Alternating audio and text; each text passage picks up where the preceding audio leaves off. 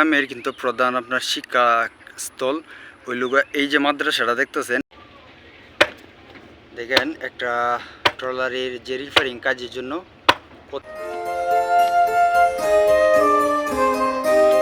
রাস্তাটা গিরেই এই বালিকলার দক্ষিণ পাশ দিয়া এবং সেইখান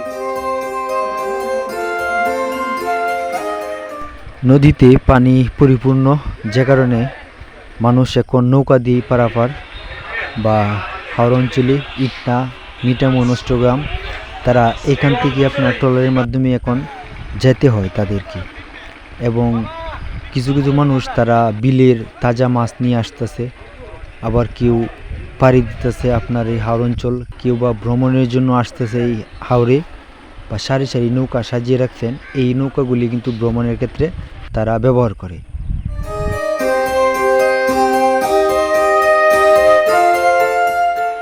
বালিখলার যে আপনার পানি যখন বর্ষা চলে আসে তখন যে দৃশ্যগুলি এইখানটার থেকে কিন্তু ফুটে ওঠে। এই যে দেখতেছেন রুটটা, আর এই পাশে লোক নদী, তখন যখন পুরো পানি বর্ষা সিজন হয় তখন সৌন্দর্য কিন্তু এখান থেকে ছড়িয়ে যায়।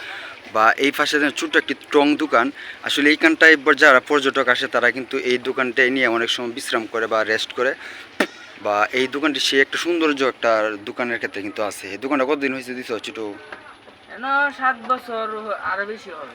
7 বছরের আরও বেশি হয়েছে। কিন্তু দোকানের মধ্যে কিন্তু প্রচুর মালামাল কিন্তু দেখতেছেন প্রচুর মাল আছে। হ্যাঁ, তো সেই ক্ষেত্রে যখন পর্যটকরা আসে তখন কিন্তু এই যে টেবিলগুলি বা এই স্থানটার মধ্যে কিন্তু তারা বসে রেস্ট করে। বা এই যে সৌন্দর্য যে ধনু নদী, সামনে যে ধনু নদী দেখতেছেন, এই ধনু নদীর যে সুন্দর মুহূর্তগুলি এখানটা থেকে উপভোগ করে। এদিক দিয়ে মাছ কাঁচামাটির একটা রাস্তা গেছে, ওই যে দেখেন কত লম্বা একটা রাস্তা। এই রুটটা ধরে কিন্তু মানুষ সৌন্দর্য উপভোগ করে।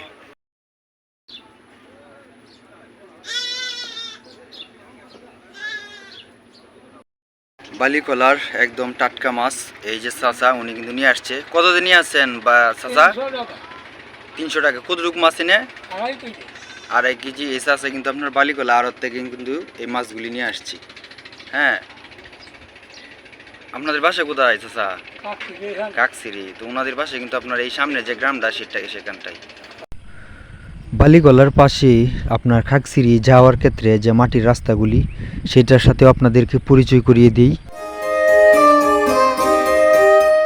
এই রাস্তাটি হইতেছে আপনার খাগছিরি যাওয়ার ক্ষেত্রে মাটির কাঁচা রাস্তা, আর দুই পাশে দেখতেছেন অসংখ্য মেরা গাছ বা সৌন্দর্যের একটা প্রাকৃতিক সৌন্দর্যের মুহূর্ত কিন্তু আপনার এই রাস্তাটা ঘিরেই এই বালিকলার দক্ষিণ পাশ দিয়া এবং সেইখানটার এই রাস্তা ধরে আপনার কিন্তু খাগছিরি যাওয়ার যে রাস্তাটা, সেই রাস্তাটি কিন্তু এটা আসলে দেখতেছেন দুই পাশে আপনার অসংখ্য মেরা গাছ, আর এই মেরা গাছ ঘিরেই কিন্তু অনেক সৌন্দর্য কিন্তু মুহূর্ত এই রাস্তাটা। কিন্তু যখন আপনার চারপাশে পানি চলে আসে বালিকলার, তখন কিন্তু সৌন্দর্য আরও ফুটে উঠে এই রাস্তাটা ঘুরে। খাগছিরি গ্রামের মানুষ বালিগলা আসা যাওয়ার ক্ষেত্রে এই রাস্তাটি ব্যবহার করে। তারা এই মাটির মেটু পথেই তারা হাঁটে আসে এবং তাদের নিত্যদিনের কাজের জন্য বালিগলায় ঘাটে।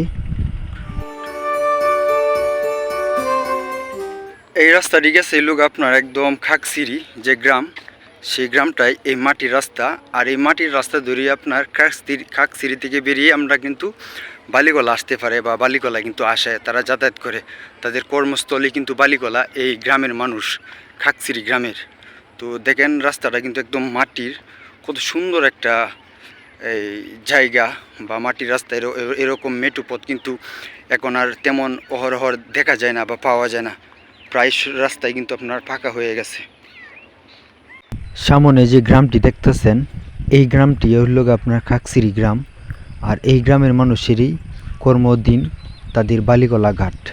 এই গ্রামের কিন্তু প্রধান আপনার শিক্ষাস্থল হইল এই যে মাদ্রাসাটা দেখতেছেন, এই মাদ্রাসাটা এই খাগছিরি গ্রামের যত মানুষ আছে তাদের যে সন্তান, তাদের কিন্তু আপনার এই মাদ্রাসাতেই তারা পড়াশোনা করা। আর এটাই সেই মাদ্রাসা খাগছিরি গ্রামের।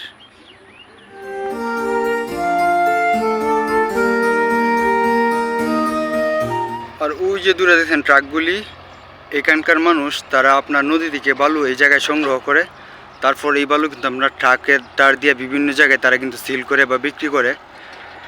এটাও তাদের যে একটা কর্মস্থল।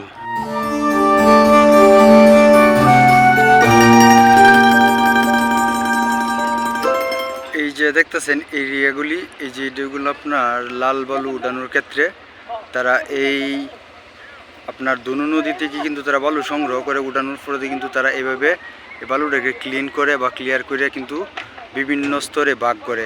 যেরকম এরকম এই যে দেখেন বড় বড় পাথর এটা আলাদা হয়ে গেছে, এবং পাশে ওই যে দেখেন গুরু বালি লাল বা সিলেকশন বালি যেটাকে সিলেকশন বালু বলে যেটাকে। আর এভাবেই কিন্তু তারা এখানটায় কর্মস্থলে নিয়োজিত থেকে এখানকার মানুষ।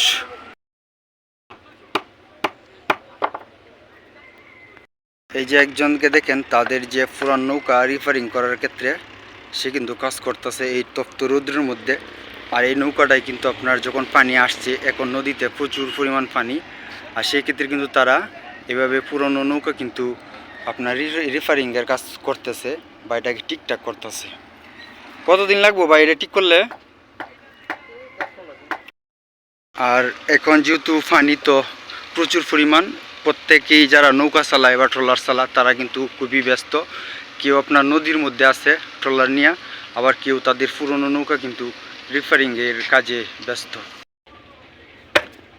দেখেন একটা ট্রলারের যে রিপেয়ারিং কাজের জন্য কত মোটা কাঠ, এই কাঠটা কিন্তু একজন মিস্ত্রি কুড়ালের মাধ্যমে কিন্তু কুবায়া এটাকে বাস করতেছে বা এটা তৈরি করতেছে এরকম কাঠটা।